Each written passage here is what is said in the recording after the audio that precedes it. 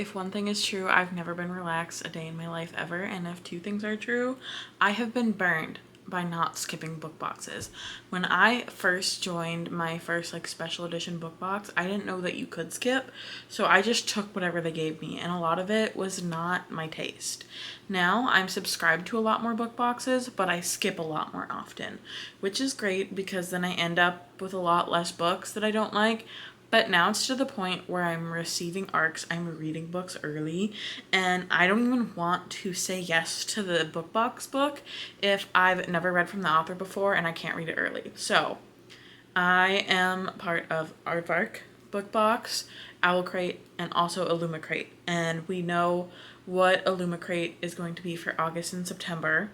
I know what Owlcrate is going to be for, I think, just August.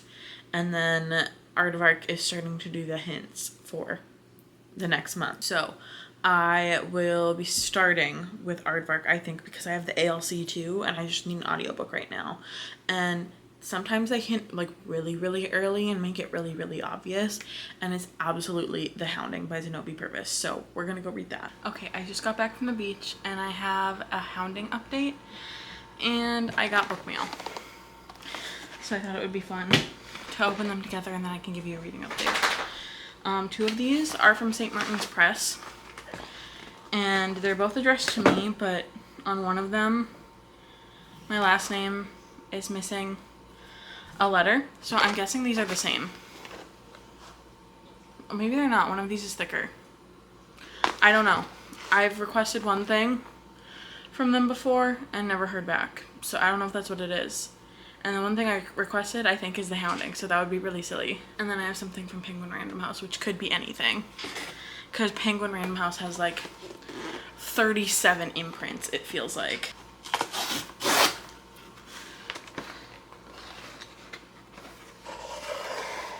Oh. This is the library at Hellebore. I thought it was Tor Nightfire that... Yeah, are they the same thing? Are they all under Macmillan? I don't know. I'm excited about this though. I've already read it. I had the ARC for it. I really liked it. And I get to see Cassandra Caw in a pretty short amount of time. I think next week. So that should be really fun. And it's like blue sprayed edges and embossed was the word I was looking for. So that's fun. Ooh. Yeah. I love a little metallic design on the Naked Dust jacket. I like this. I would recommend, and I had a previously not as good experience with Cassandra Caw, so okay, this I'm guessing is The Hounding. It would be really great if it was Kaylin Starling's new book, like an arc of that, but I don't think I've requested that yet.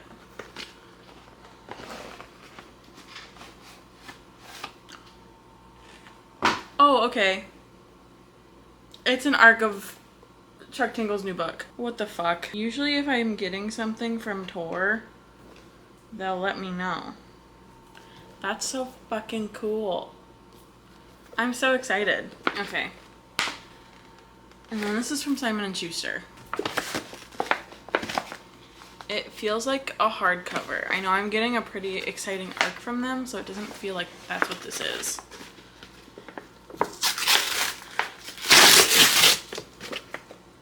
Oh, nope, it is. It's just a really, really good book mail day today. I'm so excited. I actually have not read If We Were Villains, but I didn't really like... I really like the concept and the writing for The Graveyard Shift, but I didn't like the ending. I wanted it to be a full book. Like, I just wanted more. So, since this is a full book, I think it's gonna do things for me. Alright, just an absolutely impeccable book mail day. Didn't know any of these. Well, I knew this one was coming, but I didn't know when. Wow. But as far as The Hounding, it's written so oddly. It's about 5 sisters, and the people in their village are starting to think that they can turn into dogs. And they're leaning into it a little bit. This is a very short book. I think the audiobook's only 6 hours long. And I also probably don't think it's going to be my Aardvark pick of the month, because I don't feel the need to put it on my shelves yet. That could change by the time it ends, but really not feeling that way right now, and it's mostly from the villagers' perspectives, and it's mostly them being freaked out because the sisters are staring at them and they act weird. And only one person is claiming that they've actually seen them turn into dogs, but no one's believing him. And they're on the sister side, which is kind of fun. That's usually not like how this goes. And it's set on, I think, a coastal town that is very reliant on the water, but the water is drying up, so that's also an issue. But it's good so far. I like the writing. No real complaints there, but kind of waiting for it to get even weirder. I think I'm probably about halfway done. A little over halfway done. Yeah, this is just an incredibly short audiobook, which is great. And then I will probably switch over to something physical after I'm done with this, just so we can take turns. I did get approved for the audiobook for Hemlock and Silver by T. Kingfisher, so that will be in this vlog as well. I'll get back to it. Okay, I finished The Hounding, and I'm really glad I had the ALC as well as like the e-arc of it, because even though it was short, I didn't totally love it, especially the ending. The ending just felt kind of like nothing to me.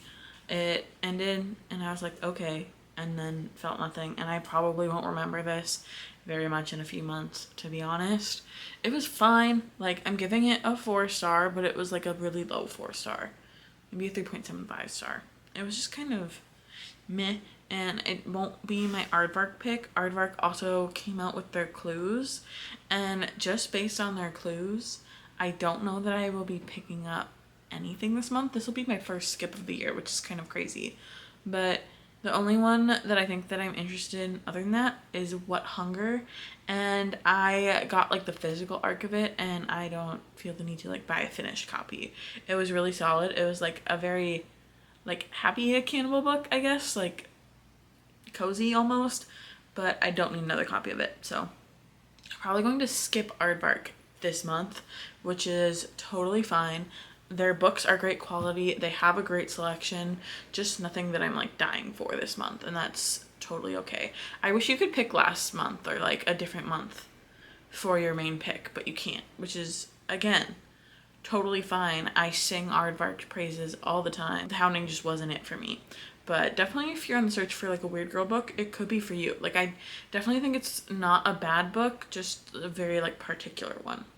Okay, now let's go to owlcrate.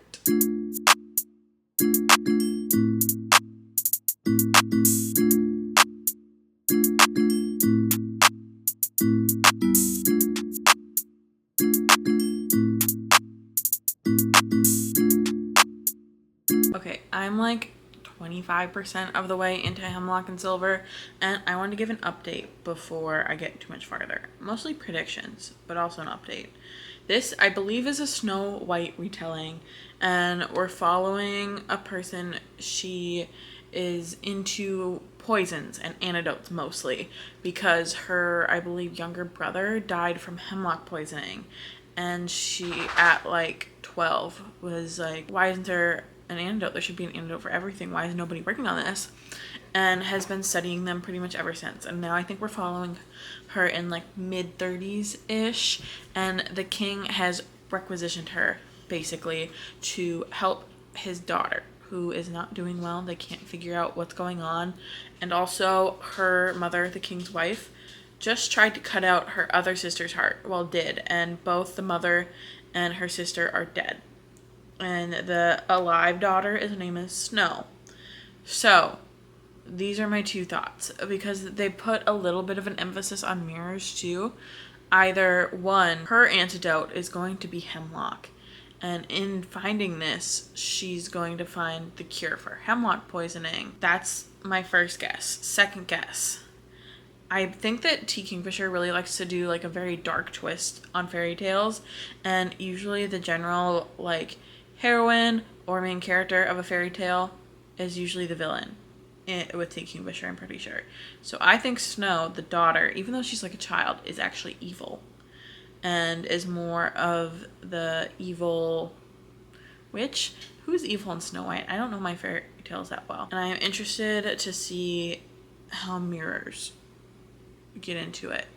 I am liking it a lot. I really like the voice of the main character. Very typical T. Kingfisher, of just kind of this like almost dowdy, very funny, very smart person, and I cannot wait to continue with it. I'm having a good time. The audiobook is nothing special, but I'm having a good time with that as well. I went on a walk earlier today, as you saw, and there were deer, and I was terrified Rocket was going to die because of the deer. I know that deer aren't like aggressive, but for some reason my brain was like, oh my god, he's gonna try to be their friend and they won't want to be his friend, because he does that with dogs. We also saw a coyote, which was actually much scarier. Everything is fine. I am going to continue reorganizing my office. It's a mess, and I bought like inserts for my calyx shelf from IKEA when I bought new bookshelves, and they still aren't put together. So that's what we're gonna do. Well, that's what I'm gonna do, and I'm gonna continue listening to Hemlock and Silver, and I'm listening to it at 2.5 speed. It's going pretty quickly. I'll probably be done with it tonight, I hope, and then I can give you updates. And I will probably Second Death of Locke is gonna be my next read, but before we get ahead of ourselves, let's continue with Hemlock and Silver. Okay, I'm farther into Hemlock and Silver, and I'm still loving it. I don't know that it'll be a 5-star, but it'll be like a high 4. That's my guess right now.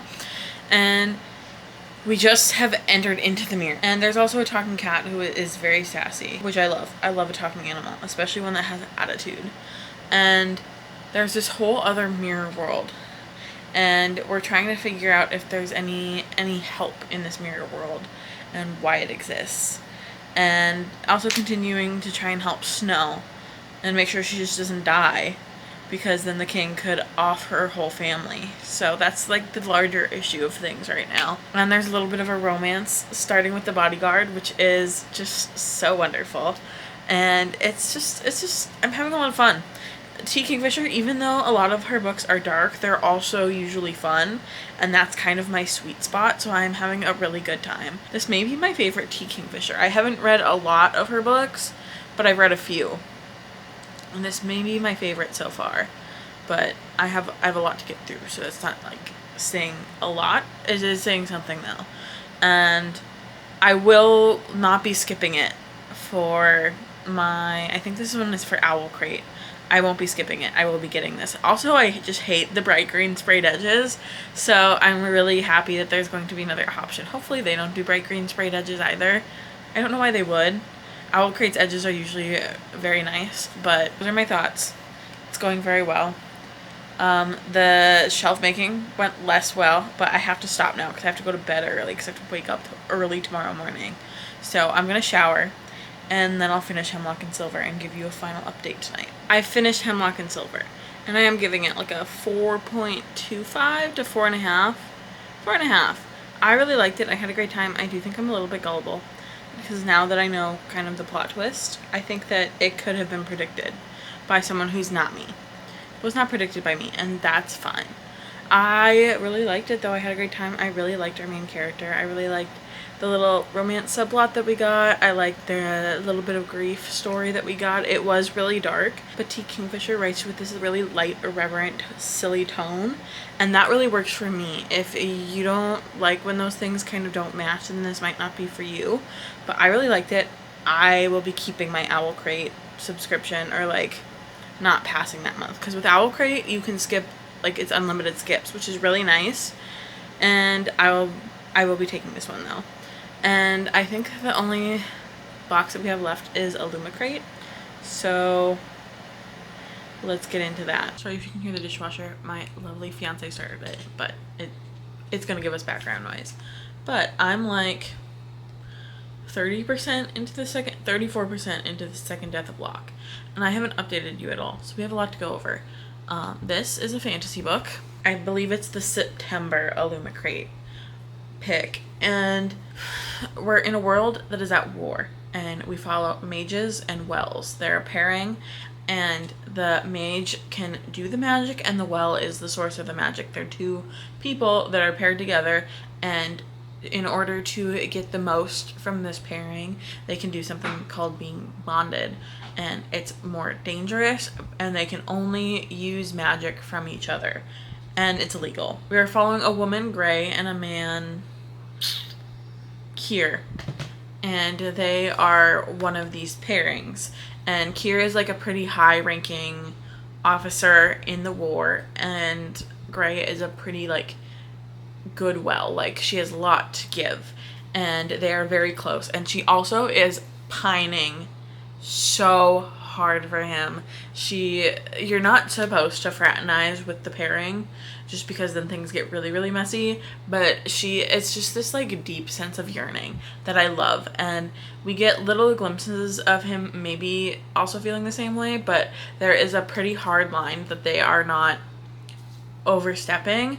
And Kira is also extremely physically affectionate with her, but like in a platonic way in theory, but she is just so down bad for him, and that's been a great time. They're also bonded, and they're not supposed to be, and they've hidden this well so far. However, people are starting to suspect this at the camp that they're at, and they are given a new task that is basically a suicide mission, but Kira has bargained for their retirement if they manage to make it out. And what they have to do is bring a girl who is supposedly the heir of Locke to like another place. And if they get her there and she's fine, they get to retire. So they're on this sort of quest, and they pick another well and mage pairing, and they don't know that Kira and Gray are bonded. And then a fifth person, and also the girl that they're transporting, who is in handcuffs. She tried to stab Kira. Gray is extremely territorial over this man, so very upset about that. He almost died, which like I get it, like we don't want him to die, but they're on this quest now. Already things are not going super well. They had these bandits try and get at them, and they're staying at an inn. It is just so full of yearning, this book, and I love the world. I love the way that it's written. I just like this a lot so far. I don't know that it would necessarily be 5 stars, but I'm eating it up, and it's like pretty long, so I still have a decent chunk to get through, but it's going so well. I can't wait to see what happens. This is not similar at all, but it's kind of giving me the same feelings as when I read The Raven Scholar, and I loved The Raven Scholar. It may be my best book of the year. Actually, The Strength of the Few will probably bump it down, but it was really, really good, and it's so far my best book of the year. And this is probably not going to bump it down either, but it's going to be up there. I'm really, really liking it. And that's kind of the update. I went to the farmer's market today. They're just starting to have peaches, which is so wonderful. It was cold this morning, which was great, and then warmer this afternoon.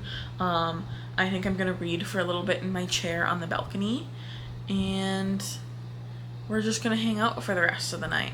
And I still have a whole entire Sunday, which is great.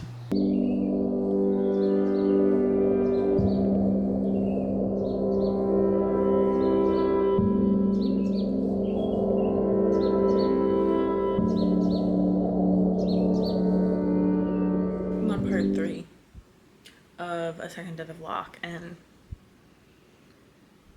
they kissed. It was such a good moment. It was like kind of a goodbye moment, but hopefully they're fine. I'm not sure. This is the second death of Locke, and we've discovered that Gray is Locke. So it's kind of safe to assume that she dies, but also I don't want her to. And also this is the first book in the trilogy, and I don't know if it's going to be about different characters or if we're going to have a resurrection situation. All I know is that I'm stressed. Also, Sayla is the girl that they're transporting, the whole purpose of their quest. And she had claimed to be Locke, basically. And everyone was like, oh, okay, sure. Except for Gray and Kier. Because they knew that Gray is Locke. They were aware of this. It's just another of the secrets they've been keeping. And they had this kind of like final moment. They were surrounded and everyone kind of dispersed except those two. And Gray revealed her last secret because she's Locke. Locke is the source of all of this power that exists in this world. She can take from any well, not just Kier. No, she's a well, but she can take from all the other wells and give it to Kier, which is, it's tea, I guess. I'm so excited to continue. I'm 44% of the way through, so I still have over half left. There's so much story left. There's so much more stress to be had, but I'm having a great time. I'm liking this a lot. Good morning. I am not to the next part of The Second Death of Locke yet, but I have theories. I have stress. I need to talk to someone about this. I'm loving it. We're finally getting to the part where they have like confessed their love for each other. The yearning is turning into this just like huge desire. They're just about to consummate their love for each other, and I'm so excited. It's so good, but also there is half of the book left. We're to the happy ending part, and there's half the book left. What are we doing? Something is going to just like absolutely wreck me, but it's so good.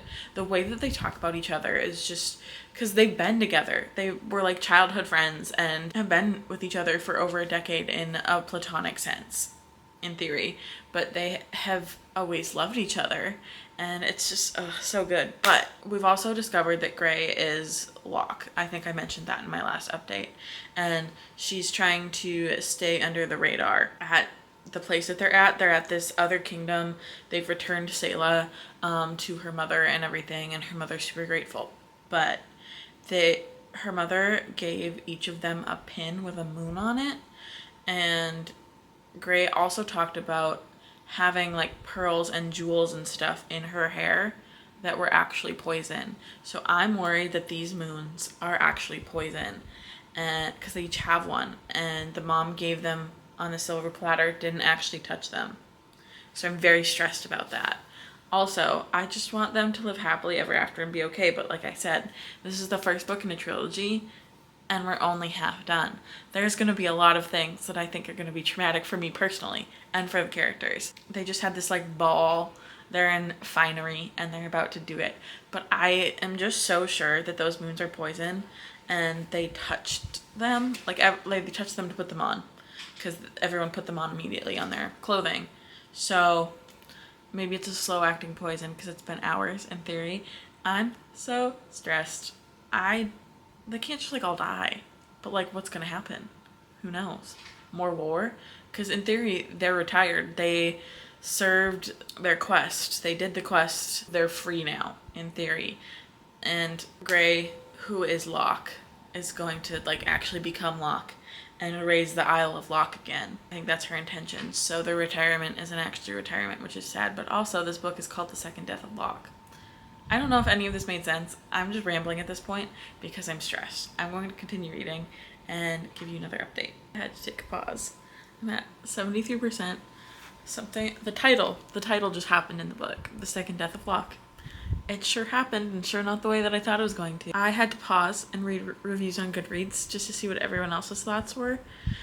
They're saying that this can be read as a standalone, despite it being book one in a trilogy, from what I know. And that it wrapped up nicely. I do still have 27% of the book left, but I'm very upset right now. I need this to resolve in a happily ever after kind of way, or I'm going to be devastated. So some kind of resurrection situation needs to happen right now, or I'm going to be extremely upset. Okay, I just had to update you. I just finished The Second Death of Locke by V.L. Bolino. I liked this quite a lot. It was very cheesy in the end, and I needed the cheese. I needed it. I liked it a lot. I was worried that this was going to end with my least favorite trope, but it did not. So that's great. I will absolutely be getting this from illumicrate. I cannot wait to have a special edition of it. I liked this so much. But also, it felt like it really wrapped up in the end. I don't see how this is going to be a series unless it involves different characters. Like Selah, who they brought home and stuff. Maybe it follows her in the next book. But otherwise, I don't really see... There would have to be some kind of time jump or something, because it wrapped up very well in the end. And this is the September illumicrate pick. So I still have to read the August illumicrate pick, which is Voidwalker. And I believe it's kind of like a monster romance, so let's get into that. Okay, I'm like 30% of the way into Voidwalker by S.A. McLean now, and I'm really liking it. It's very much giving like the Duskwalker Bride series by Opal Rain, especially like the first chapter that was like an introduction, but also not directly related to the characters that we're following. We're following Fi, who is basically like a smuggler, and she smuggles things, and she also can like walk planes kind of through energy. I'm like not super clear on the magic system yet, but that's kind of what it's feeling like. And then there's also these other creatures called Deari, and they have horns and claws, and they eat people, but like kind of in a civilized way. And so she has to deal with that. and then also her brother is the mayor of like their town slash village, and that's kind of where we're at. I'm liking the writing fine so far. I'm pretty sure that this is like a monster romance vibe. She does have rainbow and black hair, which is a little bit cringe, but other than that, I'm having a great time. And I'm just like kind of binging it. Like, it's super readable. I think it's gonna go by really quickly, and I'm excited for the romance to start. So yeah, that's just kind of where I'm at. Okay, so here's the thing. I ate that book right up. It was so much fun, and it was like pretty lighthearted, but also sadder than I thought it was gonna be.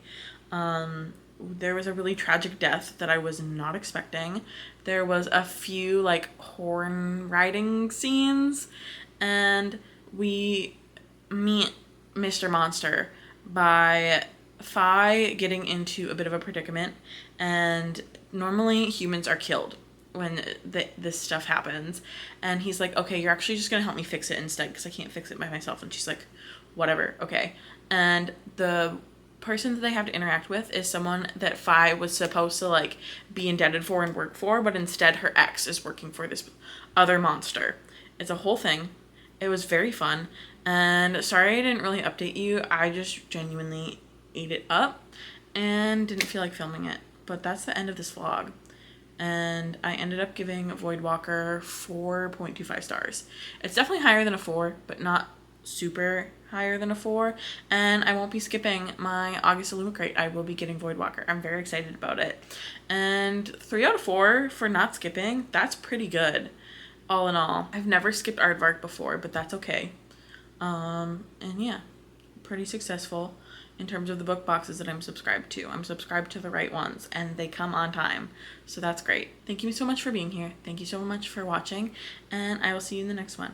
Bye.